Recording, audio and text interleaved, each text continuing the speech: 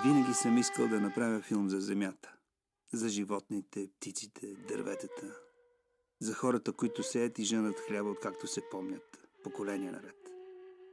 В моите представи това е фотография на вечността. Може би. Снимахме първо това поле. После този хълм. После влязахме в хълма. Входа беше като тунел, през който преминаваш в друго хилядолетие. Една от най-красивите гробници на земята. Тракийска, край днешното Свещаре.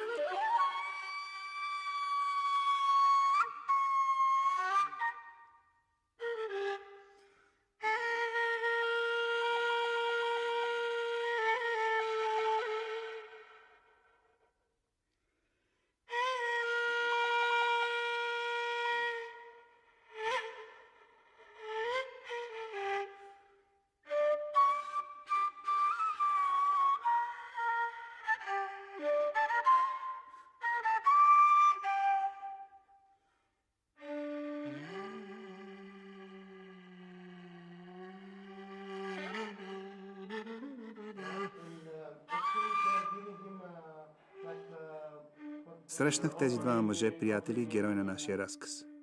Те са необикновена двойка.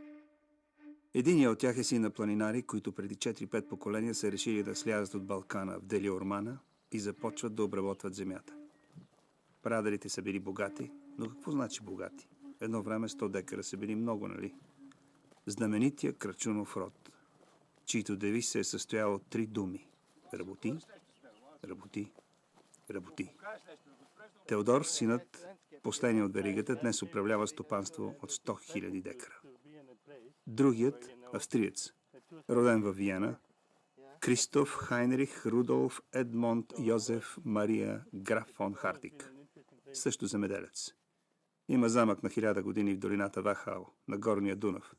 Ще го видите по-нататък във филма. Обикаля безспирно континента и знае тайните на земеделието от Русия до Франция, от унгарската пуста до Усперих. Потомък на крале и ерцхерцози, на архиепископи и генерали. Но в дългите часове, в които разговаряхме в България и Австрия, не бях виждал по-деликатен и проникновен познавач и защитник на земята и модерното земеделие. Напомняше ми някакси герой от вълшебната планина на Томас Ман. Така както Теодор Иванов е сякаш излязъл от хайка за вълци на Ивайло Петров. Когато вървите из Русия, Румъния, България, Молдавия, какво си мислите? Кои са водещите фермери? Кои са най-добрите? Бих казал, че навсякъде се срещат и много добри, и много лоши фермери. Навсякъде. Едно и също. Само се огледайте наоколо си. Вижте житото на господин Ибров. 800 кг от декар тази година. Среден добив 700 кг.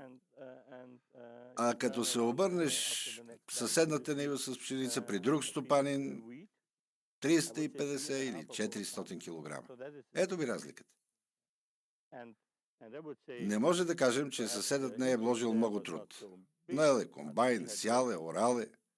Вършил е цялата работа залудо. Разбира се, важно е и предимството на технологията. Но това не са знания и технология сами за себе си. Те са внедрени в система, която ти искаш да приложиш.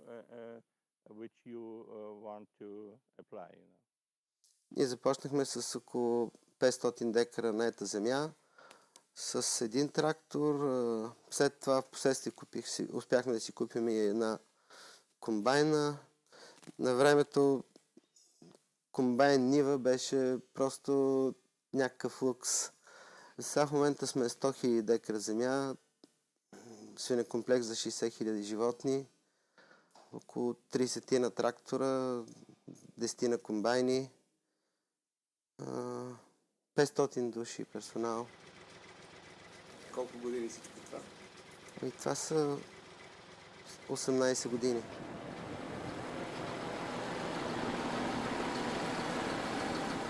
Аз съм си такъв, какъвто се помня, откакто се помня, аз работя без някой да ме кара да работя. Баща ми имаше 15 декара училищна нива, която работеше, и баща ми работеше в каменна кариера. Това е прадядо ми Иван Крачунов, който заедно с група съмишленици основават земеделската дружба в региона тук в 1919 година. Един път в вестник изшит един журналист беше направил един критичен материал и беше му нарекал момчето с прашния каскет. Съвсем в началото на бизнеса ни. Коя година горе? 1992 година.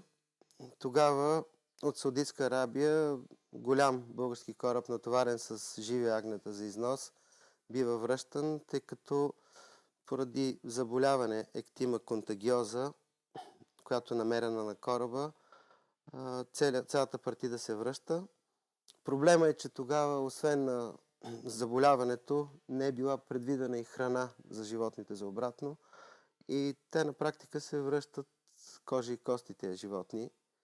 И тогава баща ми беше един от смелчаците, които решиха да купят една част от тия животни, се опитаме да ги излекуваме, отново да ги върнем в нормалния статус и след това успешно да реализираме наново износ. За нас в никой случай най-голяма ценност не са парите. За мен е най-голяма ценност и това, което сме направили, това, което се вижда. За мен е най-голяма ценност е, че ние не създаде условия да се произвежда. Попитайте, който искате. Закъснели сме ние един ден с плащане доплатите на хората. Попитайте, който искате. Имаме ли продаден, не една свиня, а един свински крак, без данък добавя стойност и каквото да е друго. Това мене ме кара да бъда доволен. Всичко на този свят се прави с хората, с екип. Хората са този огромен двигател, който прави нещата да се случват. Ако има, ще го зададем, за да не си развалиме друго. Разбирам. Ще го сложим при онова слабото в трети склад, където евентуално ще го изхраним. Хорошо?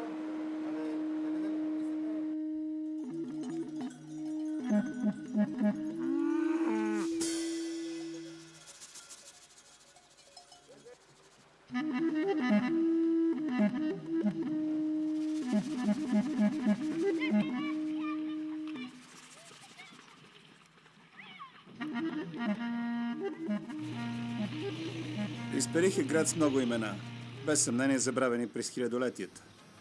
В тези 400 км по южните склонове на Лудогорското плато, където има 30 селца, Исперих е втория след Разград. 25 000 души, от които 60% турци и 10% роми. Може да го наречеш и Кемалар, на името на Кемал и неговия род, който дошъл 1545 основал селище. Знае ли се какво е основал и какво е завоювал, защото там хиляди години е имало бляскава цивилизация, първата българска държава, траките. Колко му искаш? 50 лева. Не е скъпо. Не, дои се. Хората на Исперих са сърдечни и трудолюбиви. За съжаление, безработицата е страшна, а повече от 2/3 от населението няма завършено средно образование. Казват, населението намалявало непрекъснато, естественият и механичен прираст от статистиките са отрицателни, анализът на възрастовата структура сочи застаряване. Ама какъв език ползва нашата бюрокрация? Миграцията, предимно на млади хора от общината, към по-големите градове на страната и преди всичко емиграцията в чужбина нараства.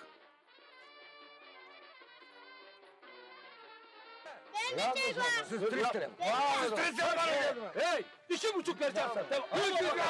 Ей, ще да подура!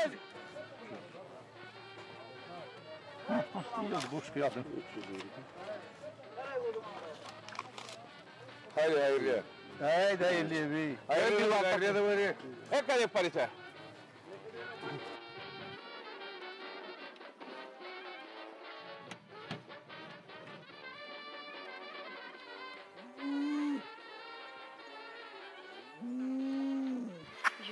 Hüseyin Hasan Hoca.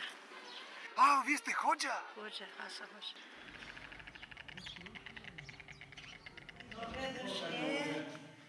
Те свършват там. Че красиво.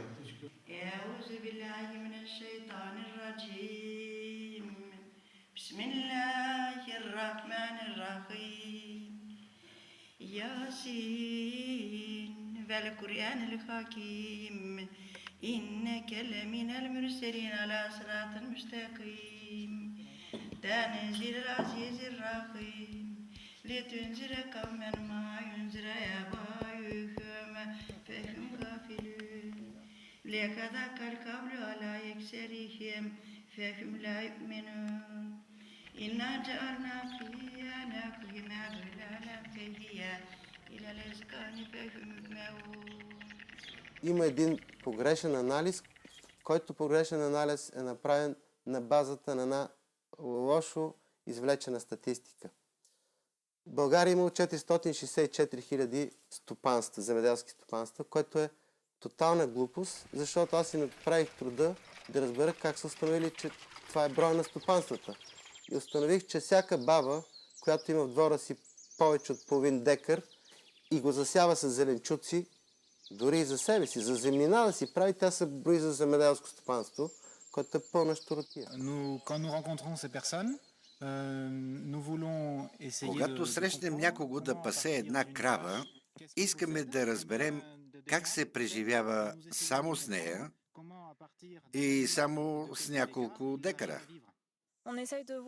Да видим каква им е изгодата.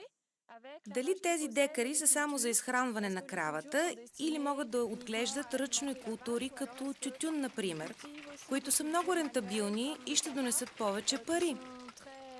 Теодор разисква с нас своите проекти, тъй като развива нещата в много направления. Не става дума само за неговото стопанство. Той помага и на фермерите, които са наоколо. Това до някъде им компенсира на ефикасната система за отпускане на кредити. Ние пък му разказваме за механизмите във Франция. Въобще обменяме много идеи. За мен истинската цифра на земеделските стопанства в България е 84 000 стопанства. А защо са 84 000? Защото това са регистрираните, които са поискали финансова помощ за единица площ от Европейския съюз.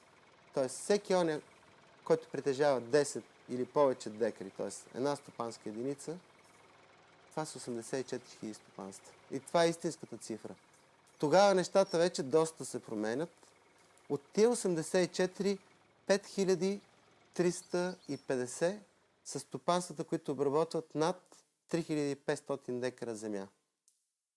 Което е много. 5000 стопанства означава средно в област около 200-250 големи фирми или кооперации или единици.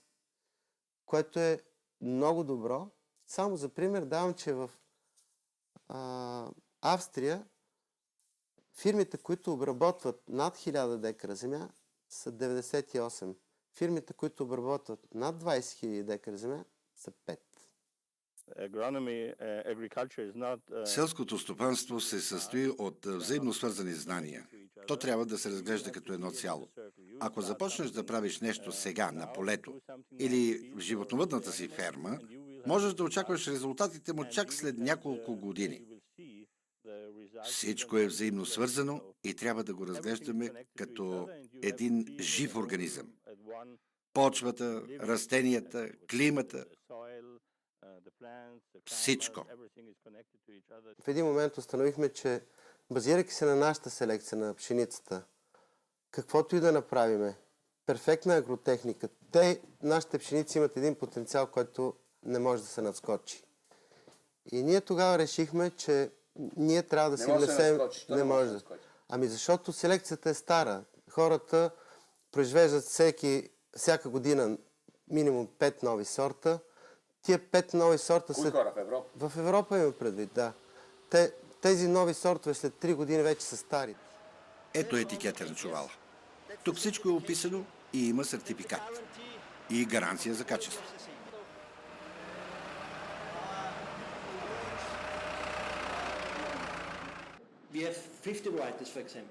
Имаме 50 различни сортове и трябва да изпробваме кой сорт е най-добре пригоден за българския климат.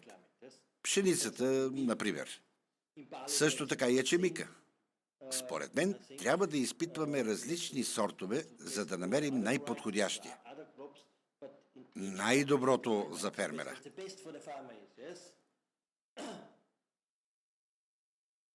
Ето критериите. Първо, какво иска пазарът? Българският, например. Високото качество. Това е и нашата стратегия. Второ. Колко килограма добивате от декар? Освен това, ранен или късен сорт ви трябва за тази част на Европа. Ако зрее твърде късно, не може да се получи добро качество. Смятаме, че господин Иванов притежава една от най-добрите ферми в България.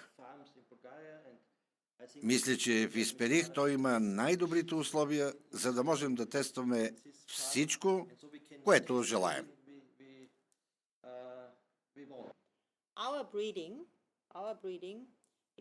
Нашите сортове са ориентирани към източна Европа. Нашият климат, климата на Панония, е сходен с климатичните условия в България, Румъния и Унгария. При тази климатична обстановка би трябвало нашите сортове да са по-подходящи за източна Европа от френските или германските. Ние сме готови да ви дадем 3 вида посевен материал. Първият е фабула. Той зрее по-рано от капо. А какво ще ми кажете за сорта Йозеф? И той е добър сорт, много е популярен. Да, виждал съм го в Калараш. Харесва ли ви? Да, през конкретната година вървеше добре, но съм го видял само веднъж. Днес капо е много разпространен. Той дава добри добиви. С него побеждаваме конкуренцията. Хубавото нещо при нашите партньорства е, че и двете страни сме безкрайно откровени до толкова, доколкото позволяват в търговските отношения наистина да бъдат хората откровени, но напълно открити, за да си покажем един на друг кои са предимствата и недостатъците на дадения сорт. Сортът Лудвиг е с добри качества. Той е от 7 група, доколкото се интересуваме от неговите качества. Преди да реша окончателно, трябва да обсъдя всичко с нашите агрономи. Защото няма един единствен сорт, за който бихме могли да кажем: о, този е най-добрият. Трябва да преценим всички параметри и да изберем най-малко 2 сорта, а може да изпробваме и още 2. Що се отнася до селскостопанския потенциал на Източна Европа, Унгария, Румъния и България, макар че Унгария е повече в Централна Европа, бих казала, че притежавате огромен ресурс и имате голямо бъдеще. Не е ли ужасяващ този факт, който го говорим, че един български производител в селското стопанство произвежда 10 пъти по-малко, отколкото неговия събрат европеец? Ние сме си изработили стратегия в 3 направления. Тоест супер качество, но с компромис за добиви. Средно качество без компромис за добиви. И ниско качество с супер добиви. Ето това са 3 направления и това е, така да се каже, нашия портфел от пшеници. Добре, но това е колосална разлика 1 към 10. А? Колосално, да. Обаче, Китай беше с 1 към 20, 1 към 30. Те имаш огромната културна традиция, конфуцианска етика и прочее. Да, и технологична стратегия. Вариантите са 2. Или сам си създаваш високите технологии, или като не можеш, ги купуваш. Мислейки по този въпрос, аз реших, че единственият начин това нещо да бъде компенсирано е да внесеме ноу-хау в България. купувайки семена, ние внасяме ноу-хау. Това е един дълъг процес. Ако сега заченем нов сорт пшеница, можем да започнем да го продаваме най-рано през 2018 година. 10 години ни трябват, за да отгледаме и изпробваме нов сорт. Важното е новият сорт да се сертифицира на пазара. Те ще са поколенията, които ще се продават през 2018-2020 година. Все едно да си отгледаш детенце, а? Може и така да се каже. Това е едно от най-качествените ни семена. Най-високо качество.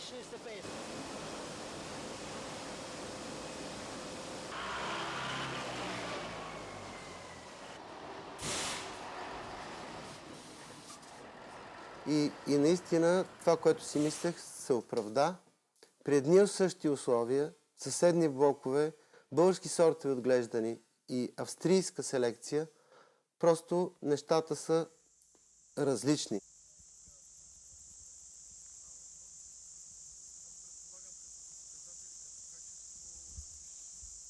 Тази година е втората, която тези сортове, които ги купуваме, ги изпитваме. И за втора година на по-големи площи те дадоха такива резултати, каквито очаквахме. Значи, прекрасни, смисъл като добив и като качество. Това, за което я бяхме взимали и за което мислихме, че я вземаме и ще стане, де-факто се получи. При нашите сортове големият проблем е това полягане, което виждаме, което страшно ни затруднява жътвата. Да чукна на дърво, не дай си Боже, имахме 40 000 декара победа и билена легнали. Това ще бъде катастрофа. 100 комбайни трябваше да наемем да ни женат тия 40 000 декара, за да може тези обеми, които сме ги запланували, да могат да вървят ритмично.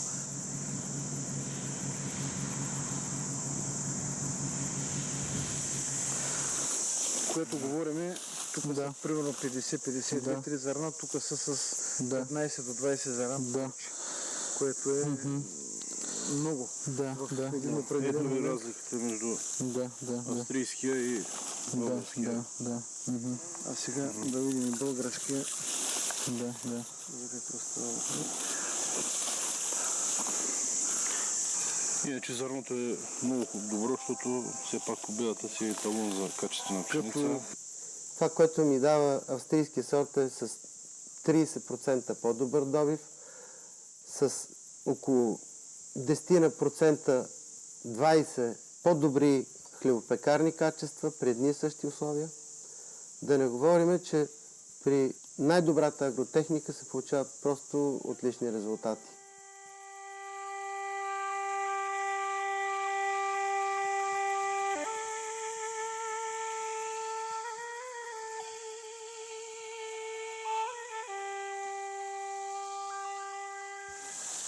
И красива пшеница, тъй като я погледнеш. Картинката е друга.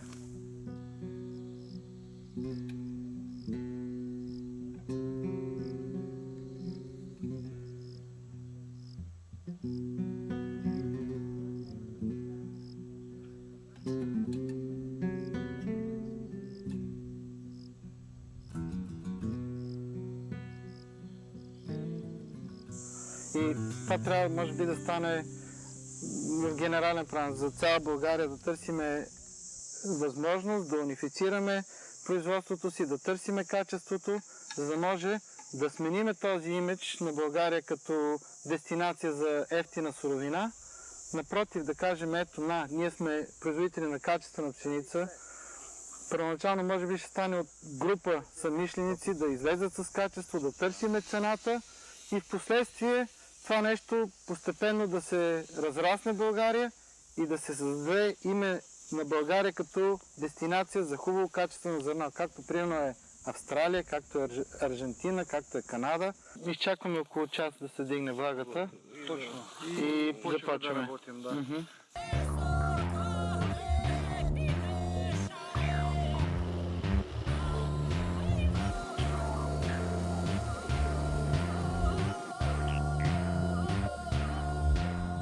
При жътвата е малък ад, няма значение каква е кампанията. Дали е бяла жътва на песеници, пшеница, дали е на слънчоглед или дали е на царица, защото пък там пак си обвързан с една кампания, която има доста хора, не само ти, а отделно и едни условия, които за жалост не мога да контролираме, или най-главният агроном, климатичните условия, които трябва да се съобразяваме с тях.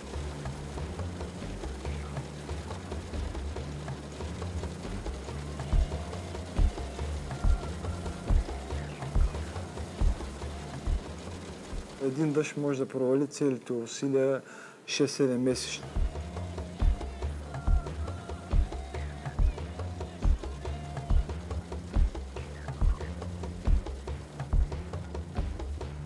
И паднат дъждове, тия показатели, които са характерни за дадения сорт, коренно се изменят, защото протеини, глутени, W отпускания отиват по дяволите. Или пшеницата може да бъде идеална, тя в един момент става фуражна пшеница.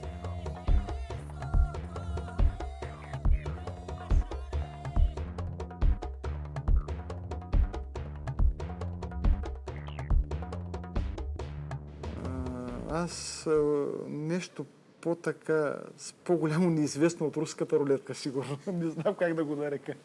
Докато руската рулетка, нали, там слагаш един патрон, завърташ го, там дали ще дойде и не знам, нещо много така.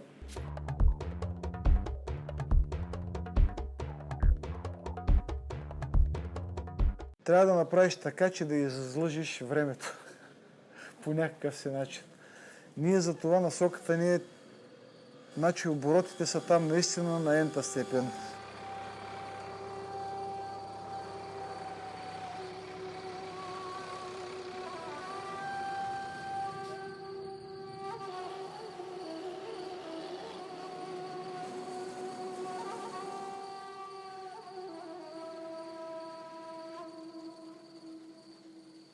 Кое би могло да бъде моето предимство? Как бих могъл аз да ги конкурирам? И всъщност разковничето са обемите. Тоест, разликата е следната, че когато аз имам такава огромна база, такава огромна площ, аз вече мога да бъда конкурентен на тях.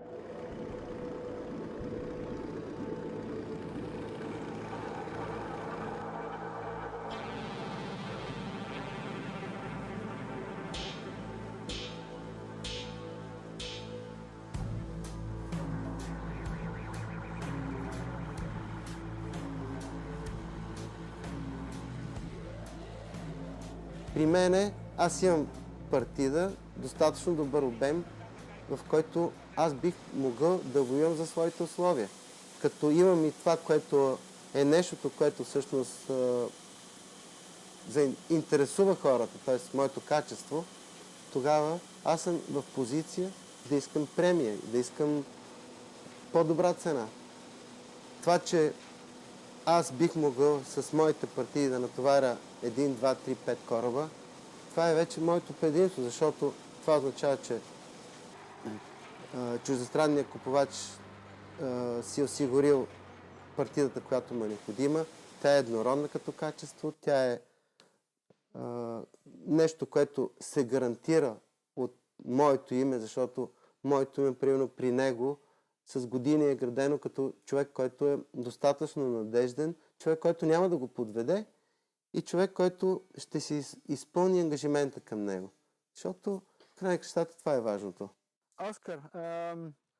Оскар, това, което можем да предложим сега за тези 3000 тона, които ще се товарят на баржи в Русе, е да кажем 165 евро на тон. Чуваш ли ме? Да. За австрийския сорт по 3 евро екстра.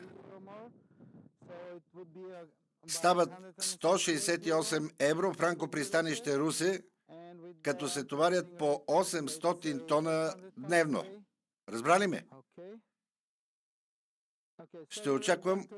Ще очаквам и твоите предложения.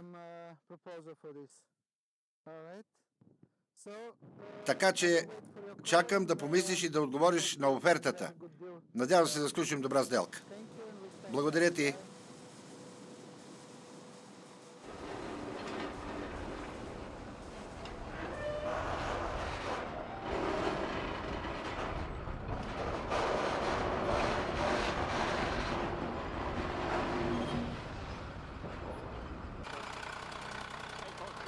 Да, обаждат ми се, уточняваме параметрите на сделката.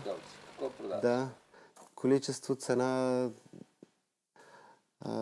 срок на доставка, дестинация, показатели на пшениците. Потвърждаваме си бизнеса по телефона и след това само с по едно изречение си пускаме, че това, което сме се уговорили по телефона, е потвърдено писмено и това е.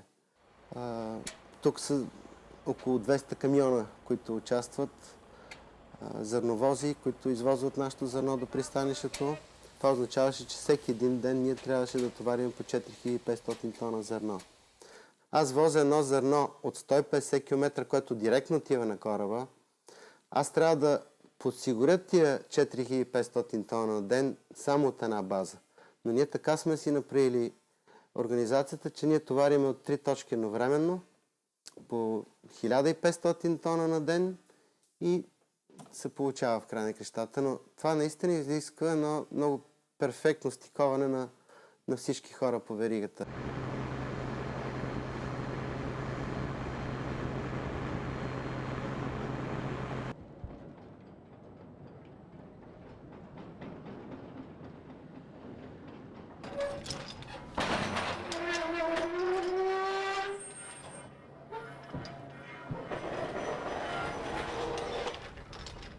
Всъщност в момента на една такава операция стотици хора работят като часовник.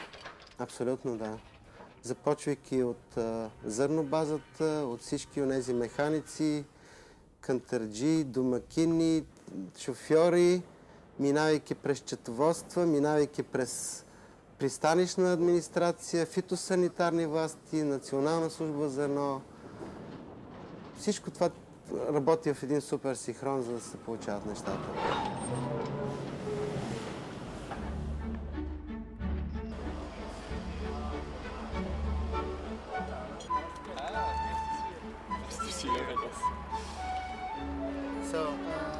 Nice to meet you, Lukas Bernhard, Power Inter Trading.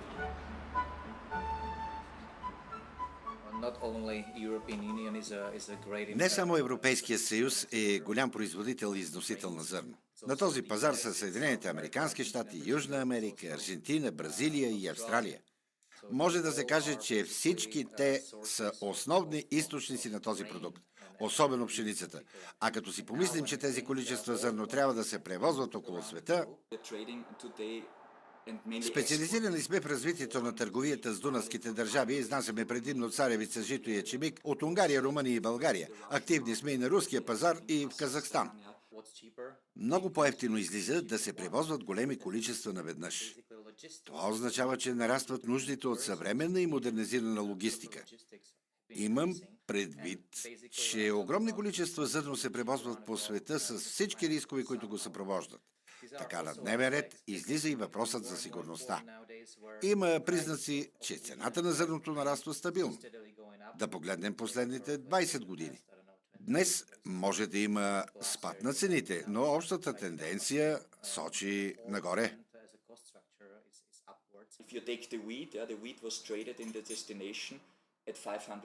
Да вземем за пример пшеницата. Миналата година на някои пазари тя се продаваше дори за $500 тона, но тази година цената е паднала почти наполовина. Това е така, защото имаме богата реколта. Добивът е по-висок с близо 50 милиона тона в сравнение с миналата. Това оказва силен натиск върху международните пазари и цените на пшеницата падат. За щастие или нещастие, на борсата участват не само търговци, купувачи и производители, но и спекулативни фондове. Тези фондове се намесват при определенето на цените. Искам да кажа, че цялата световна търговска структура става все по-обвързана.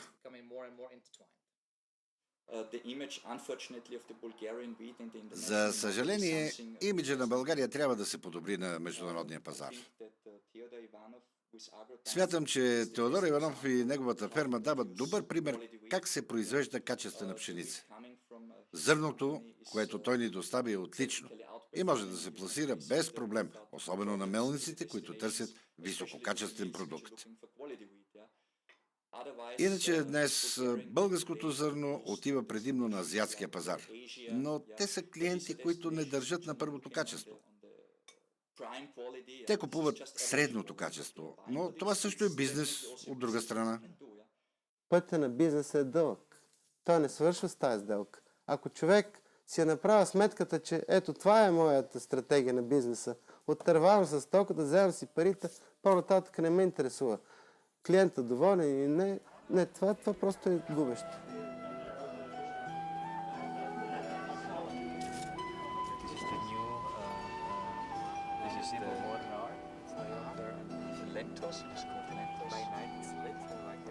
И ако ние сме умни хора, може да направим две неща. Или да направим това, което са направили Дания и Полша. Те са казали, ние зърното няма да го изнасяме от 1930 година нататък, те зърно не изнасят. Те го прекарват през продукт с по-висока добавена стойност, каквото е месото, яйцата и така нататък. Тия свине, всичките 25 милиона, които ги произвеждат, това зърно си го хранят от техното си. Или това трябва да направим, както и Полша и Дания, защото тяхното вътрешно потребление, както го прекарват през месо и тия неща, които казах. Или второто е, ако искаме да го изнасяме все пак, нека да изнасяме високо качество и като канадците, като аржентинците, да търсиме и цената. Така и така, разходите са почти същите, много малка е разликата, много малко повече пари трябва да дадеш, за да постигнеш високото качество, спазвайки една хубава технология. Качеството, разликата между качествена и некачествена пшеница може да стигне 40 до 50 евро на тон. Ами ако изнасяме 2 милиона тона по 40-50 евро на тон, това са 100-120 милиона евро разлика само в прихода, който може да получим. Ето това е. It is very hard now to say to not so developed countries that they are not. Много е трудно да кажеш днес на недотам развитите страни, че не им се позволява да постигнат по-висок жизнен стандарт. Да им кажеш, така трябва да си останете, там където сте. Защото ние, Европа и Съединените щати, не искаме да споделим с вас високия си жизнен стандарт. Това е невъзможно. В Австрия, например, преди 100 години, ние също ядяхме месо един път седмично. Или 2-3 пъти в месеца, максимум. А днес ядем месо 4, 5 или 6 пъти седмично. Практически всеки ден. В модерния свят Западът подканя бедняците. Консумирайте, моля. Консумирайте. Консумирайте. Трябва да консумирате. И те глупаво слушат. Но след това ние им казваме: яжте колкото щете, но не засягайте нашето плюскане. Ние сме си ние. Вижте, във Виена всеки ден прахосваме, хвърляме толкова хляб, колкото изяжда втория по големина град в Австрия. Грац. Това е разсипие.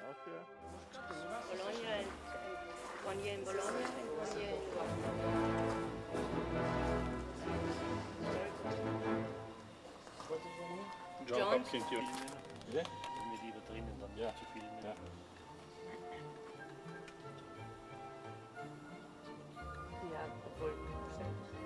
And what do you do? I'm a lawyer, not executive, everywhere. Yes, because of This castle was built. Този замък е построен около 1000-та година. Първият документ за него съществува от 1087. По това време замъкът и черквата са били дарени на манастира на Хълма. Той съществува и днес. Ще го видите по-късно, като слизате към Кремс до Лахао. На отсрещния хълм е големият манастир. Тази енория принадлежи на манастира от 1087.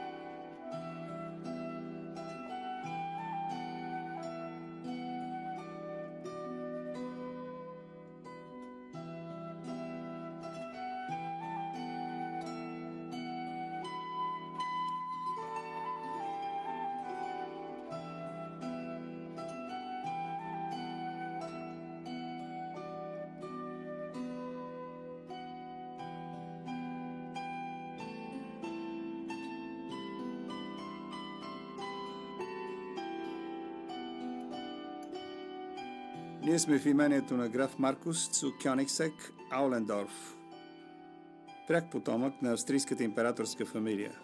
Неговият род може да се просели до Карл Велики. Сега потомственият аристократ произвежда едни от най-изисканите червени и бели вина в Австрия, използвайки уменията на френски и италиански майстори на виното. Както ми каза, виното далеч не е само технология да го произведеш, а трябва да вникнеш в философията на пазара и да познаваш изтънко вкусовете на клиентите. Идвала в България и смята отново да я посети и да я обиколи заедно с Теодор Иванов.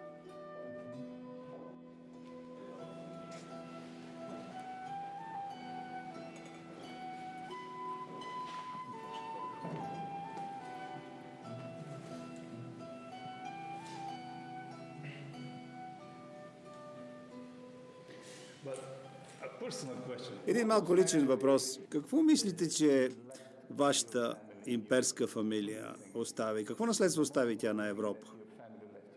Традицията. Да, традицията. Бих казал и стремежът да съхраним нашето наследство и да го предадем на следващите поколения. Мисля, че това е най-важното. Разбира се, освен да съхраним, искаме и да разширим нашето наследство. И така да го предадем по-нататък.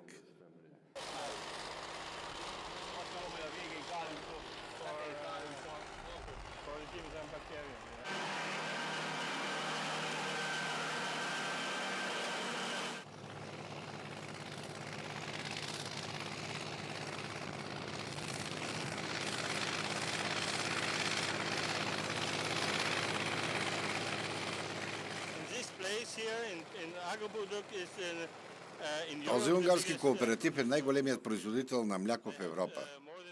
Тази ферма има повече от 3000 крави и дневно те дават между 50 и 60 тона мляко.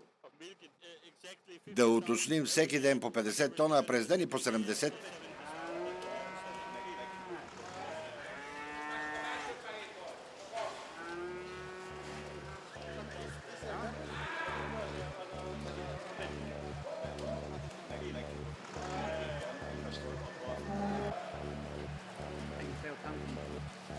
The carousel is for how many cows? 60 cows. 60.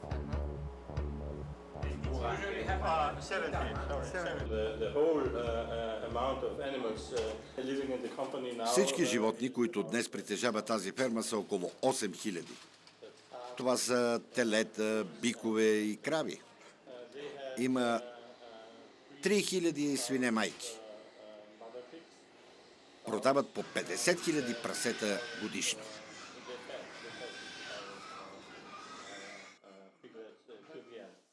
Не е ли много трудно да се съревновавате с европейските фермери? Проблемът е тежък, защото в Западна Европа нивото на субсидиране е много различно. Аз лично не смятам за справедливо новоприятите членове на Европейския съюз да получават по-малко субсидии от старите членове. Изглежда, че в едно и също семейство съществува различен подход към отделните деца. Май в голямото семейство, което представлявам, има привилегировани членове и това са западните фермери. Получих наградата за най-красива крава от едно селскостопанско изложение за Средна Европа.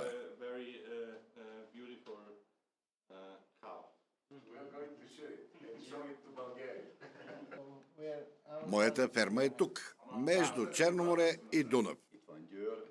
А нашата е на това място.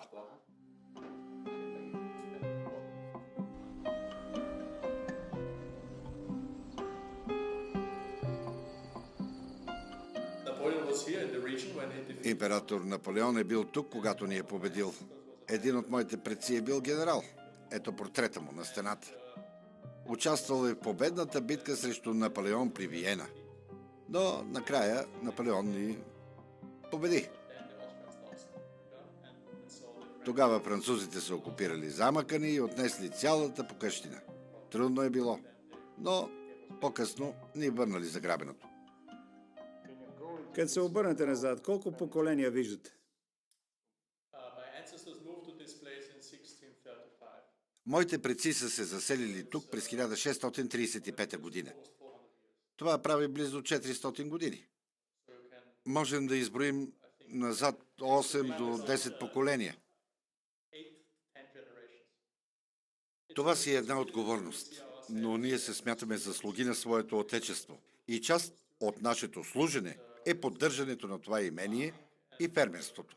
Мисля, че да си фермер е едно от най-хубавите занимания на този свят. Смятам, че един фермер има много неща за вършене. Една от най-важните ни задачи е да произвеждаме висококачествени основни храни, да произвеждаме фураж и евентуално производството на енергия. Така че храна, фураж, енергия.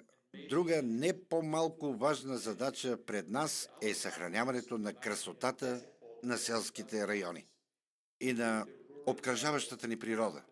Ние трябва да отговорим на очакванията на обществото от нас. В нашето имение отглеждаме прасета и се стремим към образцово свиневъдство.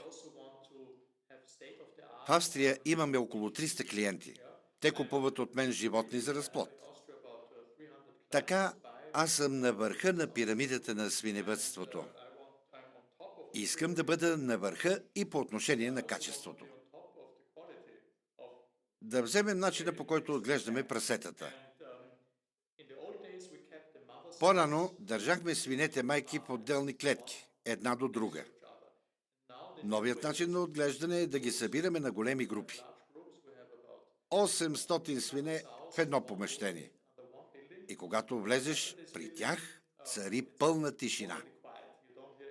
Не чуваш никакви звуци или квичене, няма стрес. Самите свине решават какво искат да правят. Дали искат да ядат, да спят, да имат социални контакти или да излязат на открито. Това е нов подход в свиневъдството. Господин Иванов знае. Трябва да бъдем смирени, щом работим на полето. Ние сме смирени пред природата. Ще ви кажа защо. Само за половин час може да се разрази градушка или буря и да унищожи реколтата ти. Ако пък не вали месеци, въобще няма да имаш добив. Така че не може да играем на комар с Бога. Ти си отговорен за нещата, които ти предоставя майката природа. И хоризонтът ти трябва да е много висок. Да гледаш един век напред. Фермерът трябва да се грижи и да отговаря за всичко това.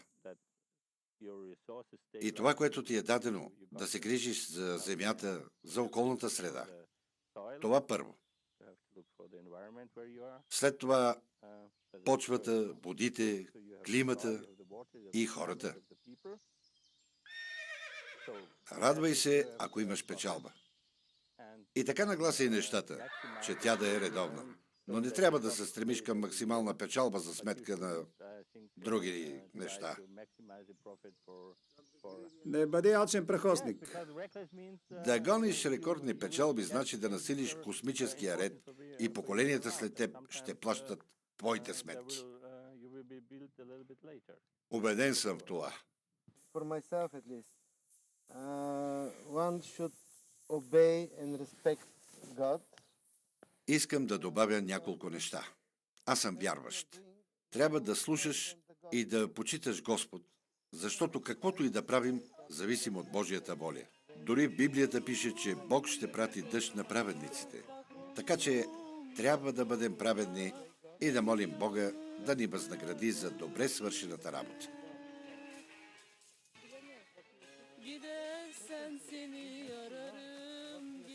Трябва да обичаме това, което правим, защото фермерството изисква много любов, подобно на много други професии. Ако не обичаш земята, ако не обичаш животните, за които се грижиш, ако не обичаш машините, с които работиш и особено хората, които ти помагат, ти си загубен. Трябва да обичаш всичко, което правиш.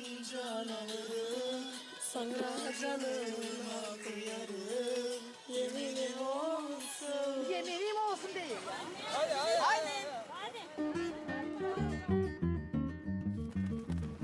Не ви ли се струва, че някак си унизително уреждаме съществуването си като държава? Окайваме се, просим пари под брюкселските звезди. И тук има достойни хора. Моят приятел, селянинът от Див Дядово и автор на Страстите български Тончо Жечев, разказваше за българина като Одисей, който се скита по чужда земя, немил, недраг. И все мечтае да иде там, задет сърце му чезне, където душата иска да отиде, а не може. Защо да не може? Човекът, за който ви разказвах, не краде, не проси, не се оплаква. Той успява. Такива за 20 години могат да променят България. Дайте им шанс.